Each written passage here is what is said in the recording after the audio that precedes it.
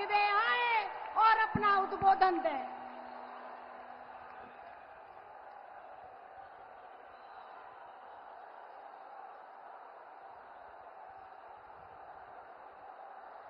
भारत माता की, भारत माता की, भारत माता की। देश की राजधानी दिल्ली के सभी भाई बहनों को मेरा नमस्कार।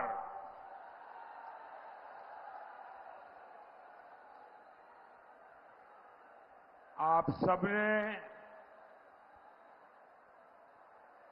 इतनी बड़ी तादाद में, और मैं ऊपर हेलीकॉप्टर से देख रहा था, सामने वाले दोनों मार्ग पूरी तरह भरे पड़े हैं।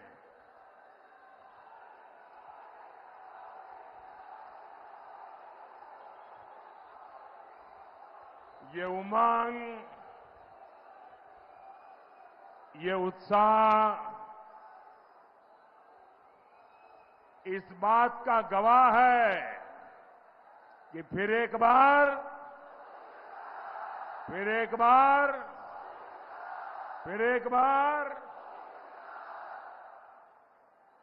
साथियों, दिल्ली के लाल किले से मैंने कहा था, यही समय है, सही समय है। आज 21वीं सदी के भारत के सामने सबसे अनमोल समय आया है। ये वो समय है, ये जो बोर्ड वगैरह नीचे रखिए ताकि पीछे लोग परेशान हो रहे हैं। आप नीचे रखिए, मैंने देख लिया, आप नीचे रखिए, नीचे रखिए। आप यहां भी आगे आने की कोशिश मत कीजिए भाई, प्लीज। आप जहां हैं वहां रहिए, अब जगह नहीं है आगे आने की। कृपा करके आप जहां हैं वहीं रहिए। आपका ये प्यार, आपका आशीर्वाद, आपका उमंग, आपका उत्साह, ये सब कुछ मेरे सर आंखों पर।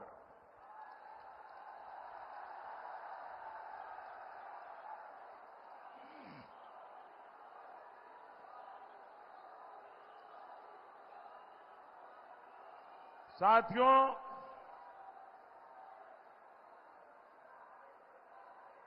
सही समय है, यही समय है। ये वो समय है जब भारत तेज विकास के लिए एक लंबी छलांग लगा रहा। 24 का ये चुनाव भारत को टॉप तीन इकोनॉमी में लाने के लिए है। 24 का ये चुनाव भारत की अर्थव्यवस्था को उन ताकतों से बचाने के लिए भी है जो अपनी आर्थिक नीतियों से भारत को दिवालिया कर देना चाहती है। 24 का ये चुनाव भारत में गरीब के लिए, मध्यम वर्ग के लिए उनका जीवन आसान बनाने के लिए, उसके जीवन में खुशियां लाने के लिए है। और 24 का ये चुनाव गरीब और मध्यम वर्ग को उन ताकतों से बचाने के लिए है जो उनकी संपत्ति छीन लेना चाहते हैं। 24 का ये चुनाव भारत के युवाओं के लिए नए अवसर बनाने के लिए है। चाहे स्पेस सेक्टर हो, सेमीकंडक्टर हो, ग्रीन एनर्जी हो, सोलर रिवॉल्यूशन हो, इलेक्ट्रिक व्हीकल का युग हो, हर क्षेत्र में युवाओं को आगे बढ़ाने के लिए है। और दूसरी ओर 24 का ये चुनाव उस परंपरा को, उस सोच को भी हराने का चुनाव है जिसने बरसों तक भाई भतीजावाद, परिवारवाद के चलते भारत के युवाओं का भविष्य बर्बाद करके रख दिया है। 24 का ये चुनाव मजबूत भारत बनाने के लिए है और 24 का ये चुनाव उन ताकतों को परास्त करने के लिए है जो भारत को कमजोर करना चाहती है। तो देश की राजनीति को एक मजबूत सरकार चाहिए। देश की राजधानी को दुनिया में प्रतिष्ठा मिले, देश की राजधानी दुनिया के लिए आकर्षण का केंद्र बने। और इसलिए इस देश को चाहिए फिर एक बार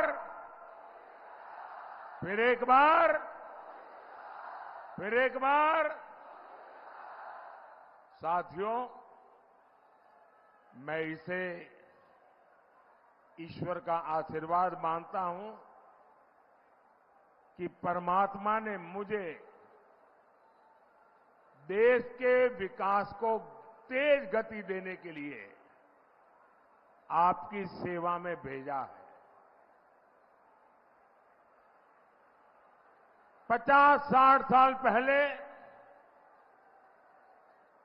मैं अपना घर छोड़ करके निकला था। तब मुझे भी पता नहीं था कि एक दिन लाल किले पर तिरंगा फहराऊंगा।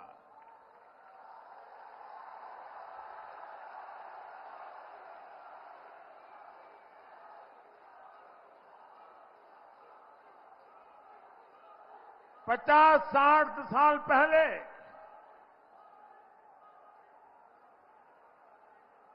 जब घर छोड़ा, सब कुछ छोड़ चुका था, सब कुछ छूट गया था, लेकिन तब मुझे पता नहीं था कि एक दिन 140 करोड़ भारतीय ही मेरा परिवार बन जाएंगे।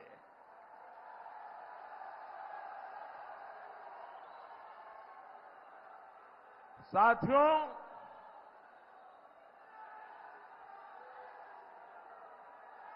न अपने लिए मैं जिया हूं, न अपने लिए मैं जन्मा हूं। मैं आपके लिए और आपके बच्चों के उज्जवल भविष्य के लिए जी जान से खप रहा हूं।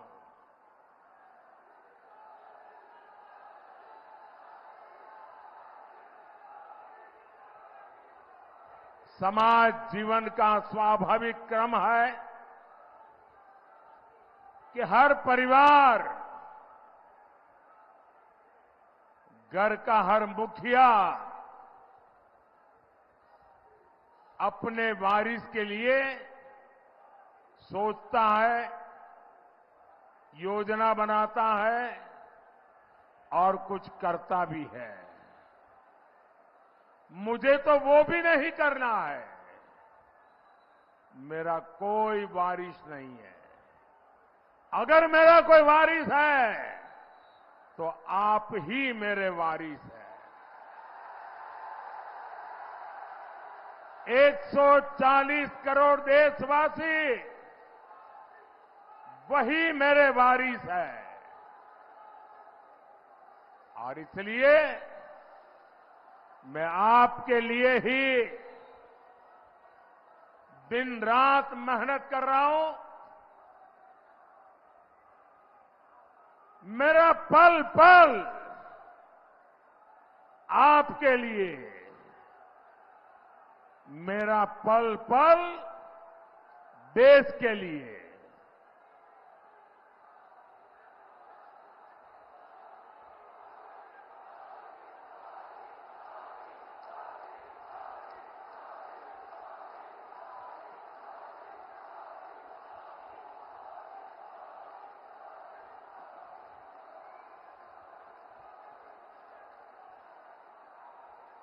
आपके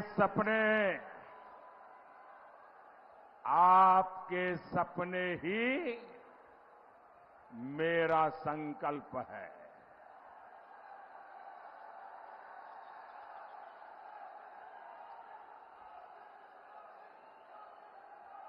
आपके सपने सफल हो, इसीलिए ये जिंदगी आपके लिए कुर्बान है।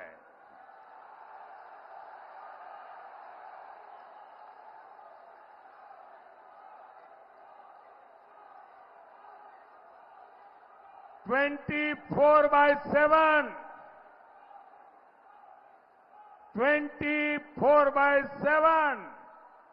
फॉर 2047।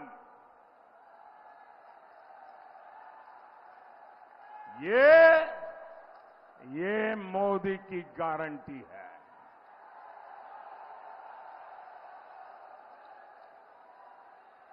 और साथियों,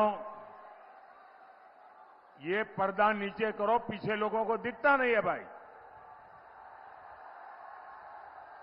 नीचे करिए आप।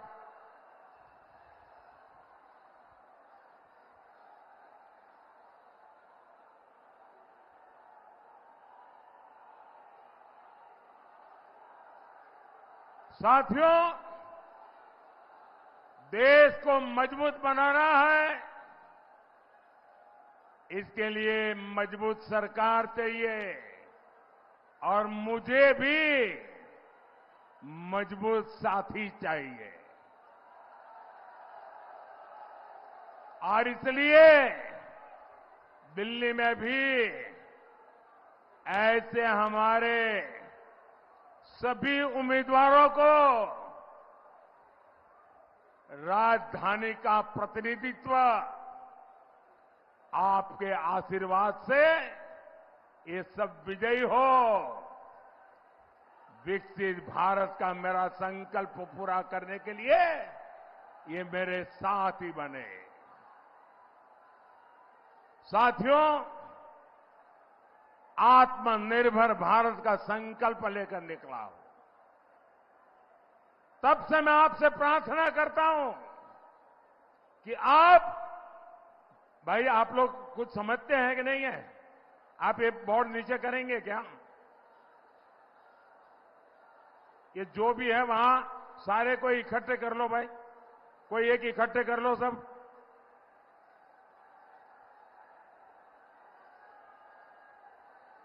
भाई आपका प्यार मेरे सर आंखों पर, लेकिन प्यार इतना मत करो कि पीछे वालों को दिखाई ना दे।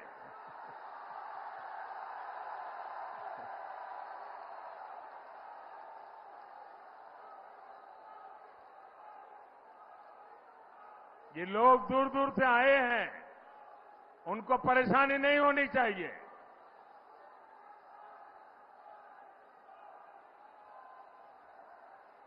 साथियों, आप चाहते हैं देश में फिर एक बार मजबूत सरकार बने?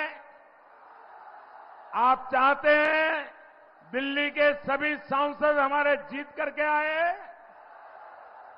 तो इसके लिए आपको हर बूथ में कमल खिलाना होगा। हर बूथ में कमल खिले, तभी तो देश मजबूत होगा। साथियों, विकसित होते भारत की राजधानी भी विकसित दिखनी चाहिए, विकसित होनी चाहिए। आपने G20 सम्मेलन के दौरान देखा है कैसे दुनिया के शीर्ष नेता दिल्ली को देखकर चकित थे। आज यहां भारत मंडपम और यशोभूमि जैसे आधुनिक कन्वेंशन सेंटर बन रहे हैं। नया संसद भवन हमारी शान और बढ़ा रहा है। नेशनल वॉर मेमोरियल आजादी के बाद देश के जवान इसके लिए मांग करते थे, प्रतीक्षा करते थे। देश का दुर्भाग्य देखिए, जब तक मोदी नहीं आया, दिल्ली में बैठी हुई सरकारों को देश के वीर जवानों के सम्मान में वॉर मेमोरियल बनाने का उनको महत्व नहीं समझ आया। देश में लोगों की सुरक्षा करते करते करीब 35,000 पुलिस के जवान शहीद हुए। हमारी रक्षा करते करते शहीद हुए। उन पुलिस मेमोरियल के लिए देश के पुलिस के जवानों को 70 साल इंतजार करना पड़ा। मोदी आया तब जाकर के बना। डॉक्टर बाबा साहब आंबेडकर का मेमोरियल। एक परिवार के लिए सब कुछ हुआ, लेकिन इतने प्रधानमंत्री हो गए, उनको स्मरण करने के लिए उनकी राजनीति, उनका परिवारवाद आड़े आया।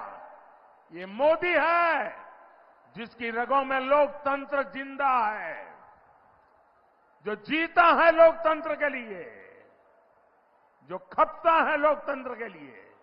और उसने देश में पहली बार सभी प्रधानमंत्रियों का म्यूजियम बनाया।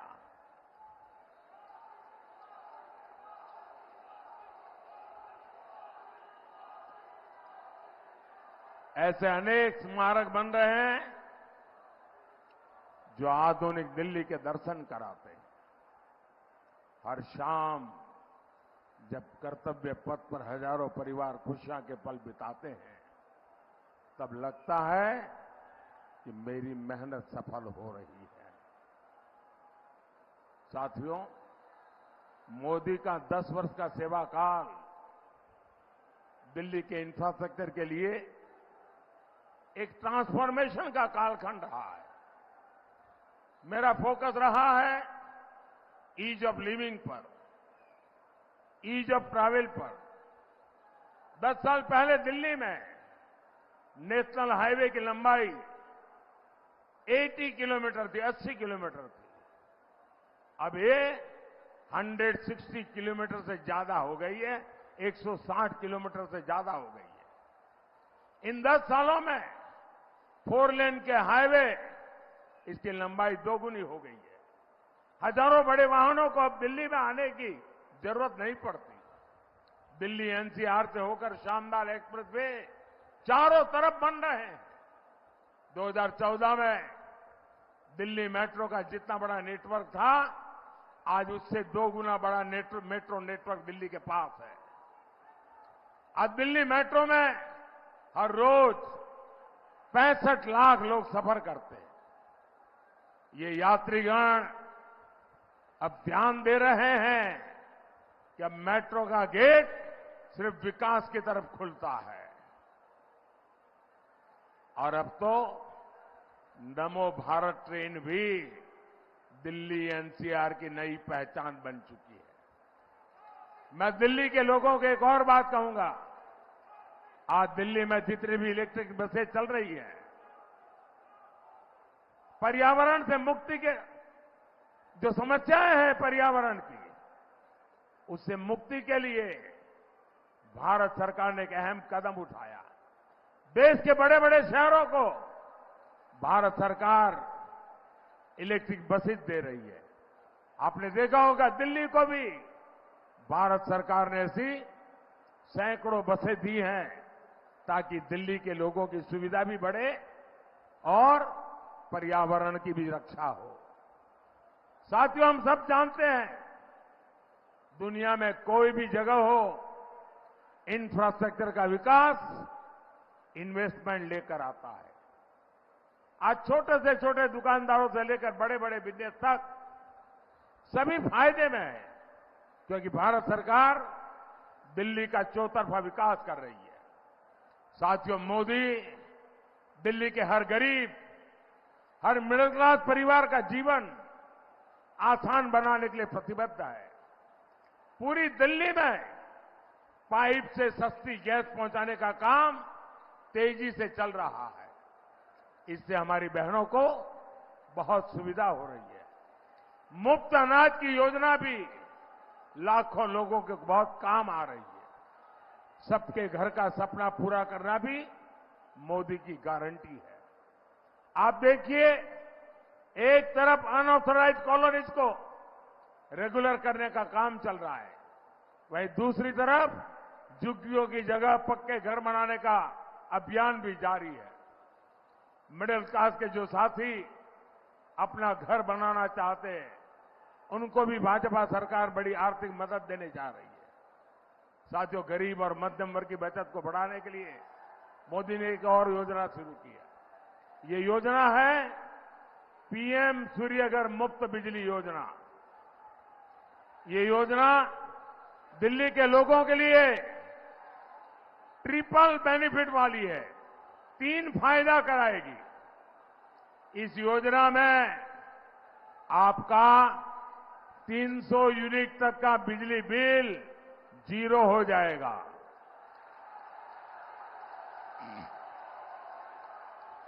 बिजली बिल 0। और इसके लिए भारत सरकार 75,000 रुपीज, 75,000 रुपये तक की मदद देगी। और ये ऑनलाइन रजिस्ट्रेशन चालू हो चुका है। इस 75,000 रुपये से अपने घरों पर सोलर पैनल लगाएं, घर में जो इस्तेमाल करने की बिजली की जरूरत है उपयोग कीजिए, और जो अतिरिक्त बिजली होगी वो सरकार खरीदेगी, उससे आपको कमाई होगी। तीसरा लाभ, अब जमाना इलेक्ट्रिक व्हीकल का है। अब पेट्रोल डीजल का जमाना चला गया। अब इलेक्ट्रिक व्हीकल आपके घर में खुद की बिजली, खुद का सोलर प्लांट, आपके व्हीकल का चार्जिंग भी आपके घर में। मतलब दिन भर आप स्कूटर लेकर के, स्कूटी लेकर के, मोटरसाइकिल लेकर के, कार लेकर के, अगर इलेक्ट्रिक व्हीकल है तो उसका बिल भी 0 हो जाएगा। भाई और बहनों, राजधानी दिल्ली में हो रहे इन विकास कार्यों के बीच इंडी गठबंधन दिल्ली को तबाह करने में जुटा है। ये लोग राजनीति का लगातार पतन करने के जिम्मेदार हैं। ये लोग करोड़ों देशवासियों का भरोसा तोड़ने के लिए जिम्मेदार हैं। ये लोग दिल्ली को लूटने का कोई मौका नहीं छोड़ रहे। ये लोग भ्रष्टाचार मिटाने के नाम पर आए थे और हजारों करोड़ के घोटाले में जेल के चक्कर लगा रहे हैं।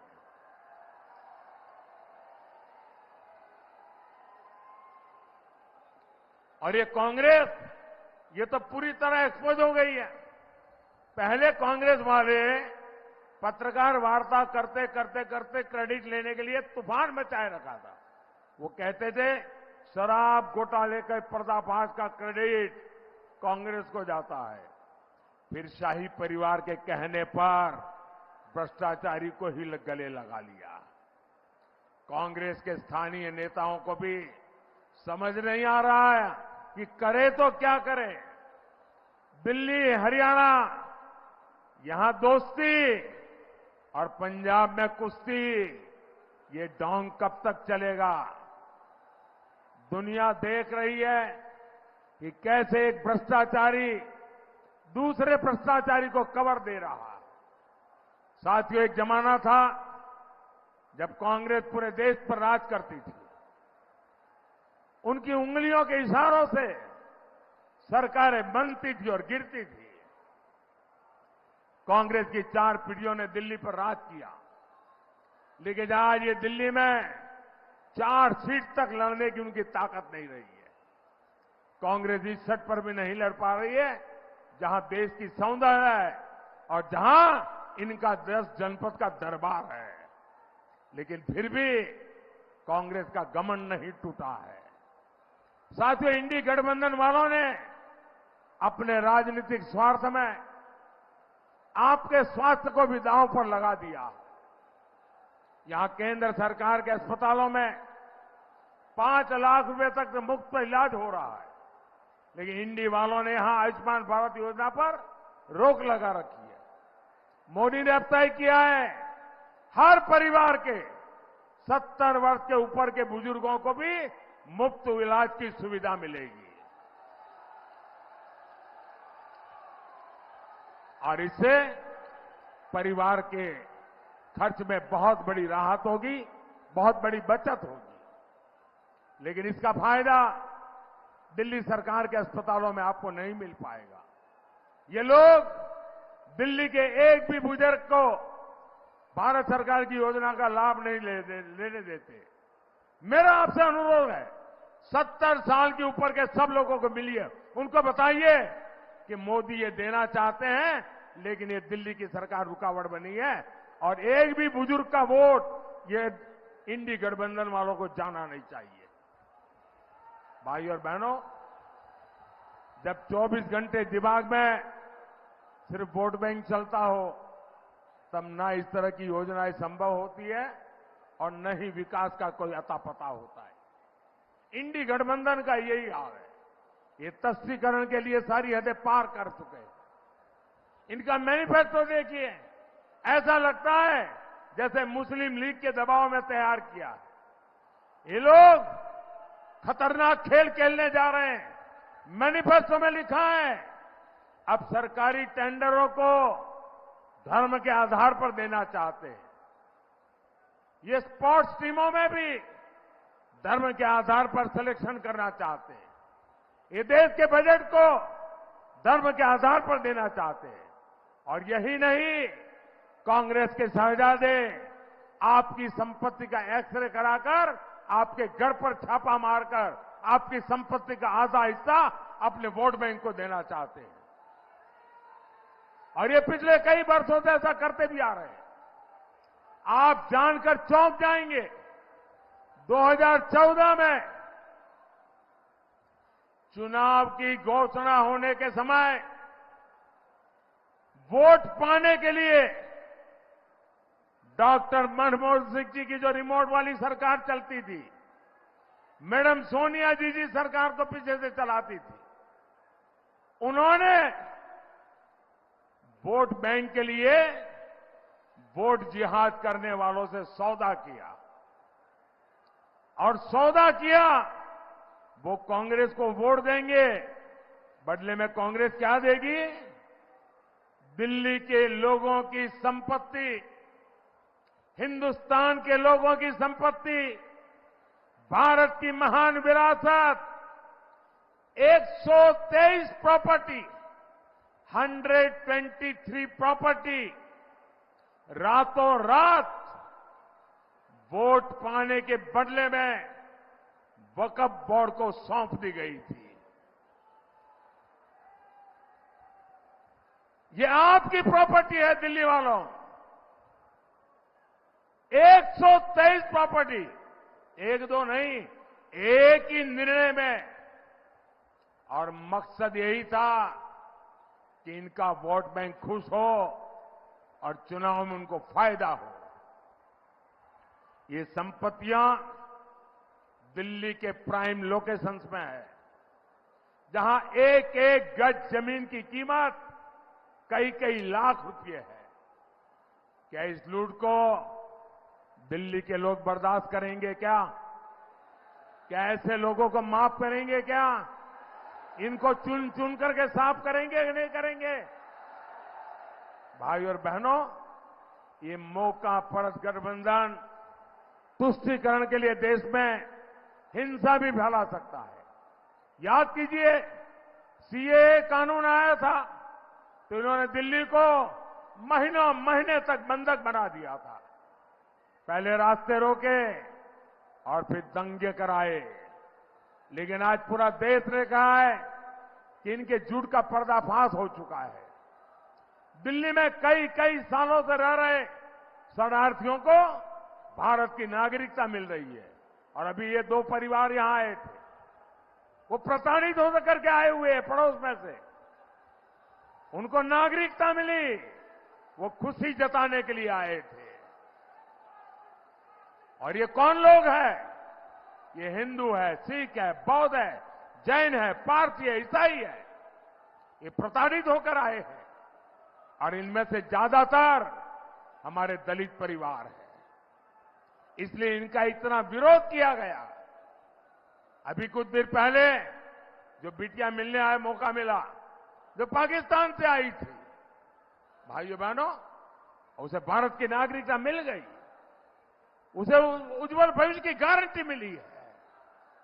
इंडी गठबंधन वाले घुसपैठियों के लिए आंसू बहाते हैं, लेकिन जिनके साथ 1947 में जुल्म हुआ, उनको हिकारत की नजर से देखते हैं। साथियों, तुष्टीकरण की जीत में ये लोग पूरे देश को सांप्रदायिकता की भेंट चलाना चाहते हैं। बाबा साहब आंबेडकर धर्म के आधार पर आरक्षण के खिलाफ थे, लेकिन ये खुलेआम कह रहे हैं एससी, एसटी, ओबीसी का आरक्षण धर्म के आधार पर बांट देंगे। साथियों, राम मंदिर को लेकर भी इनका रवैया आज पूरा देश देख रहा है। अब ये लोग अयोध्या में राम मंदिर से जुड़े सुप्रीम कोर्ट के फैसले को पलटना चाहते हैं। ये खुलकर के कह रहे हैं आर्टिकल 370 वापस लाएंगे। ये खुलकर कह रहे हैं कि भारत के हमारे परमाणु हथियारों को खत्म कर देंगे। क्या ऐसे खतरनाक गठबंधन को आप एक भी वोट मिलना चाहिए क्या? साथियों, 25 मई को जब आप वोट डालने घर से निकलिएगा तो विकसित भारत का लक्ष्य याद रखिए। आपको पूर्वी दिल्ली से श्री हर्ष मल्होत्रा जी, उत्तर पूर्वी दिल्ली से मनोज तिवारी जी और चांदनी चौक से प्रवीण खंडेलवाल जी को रिकॉर्ड वोटों से विजयी बनाना है। और मेरा आप सबसे आग्रह है, पहले मतदान फिर जलपान, पहले मतदान फिर जलपान। मेरे साथ बोलिए, भारत माता की, भारत माता की, भारत माता की। बहुत बहुत धन्यवाद।